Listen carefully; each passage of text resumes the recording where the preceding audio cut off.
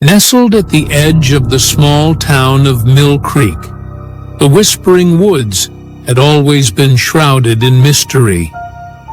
For generations, locals warned their children never to venture into its depths.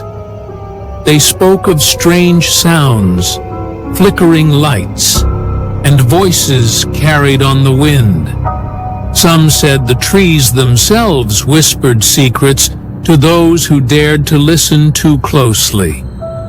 But Jeremy Collins, a new resident from the city, didn't believe in ghost stories.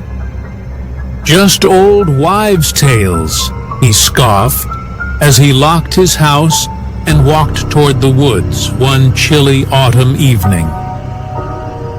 Jeremy had always loved the thrill of exploring the unknown, and tonight, the Whispering Woods would be his next adventure. The dense canopy overhead blocked most of the moonlight, casting long, eerie shadows that seemed to stretch and dance across the forest floor. As Jeremy walked deeper, he felt the air grow colder, and an uneasy silence enveloped him. There were no sounds of birds or insects, just an oppressive stillness. Then he heard it, a faint whisper just on the edge of his hearing. He paused, straining to listen. The whisper grew louder, not coming from one direction, but all around him. Words were indistinct, like dozens of voices speaking at once, too fast and too soft to understand. Jeremy's heart began to race, but he shook his head, forcing a laugh. "It's just the wind," he muttered. But the whispers grew louder, more urgent, as if trying to communicate something he couldn't comprehend. Panic set in, and he turned to head back.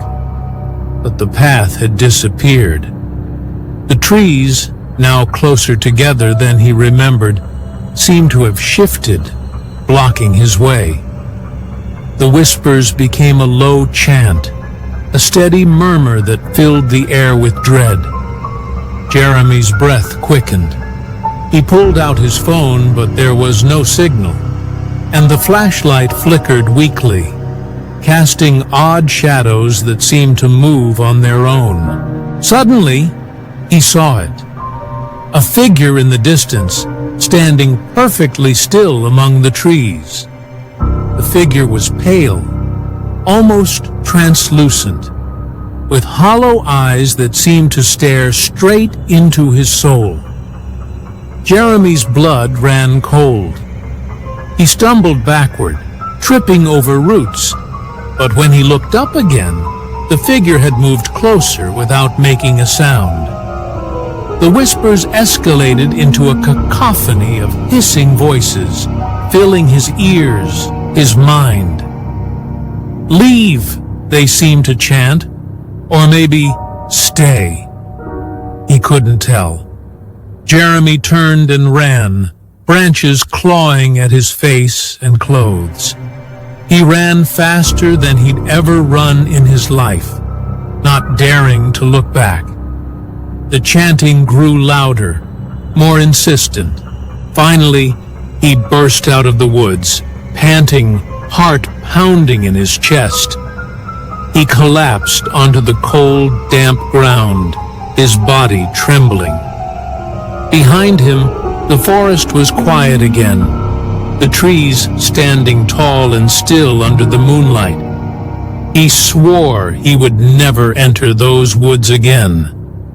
But deep in the Whispering Woods, the shadows moved, and the trees swayed gently in a wind that didn't blow, whispering secrets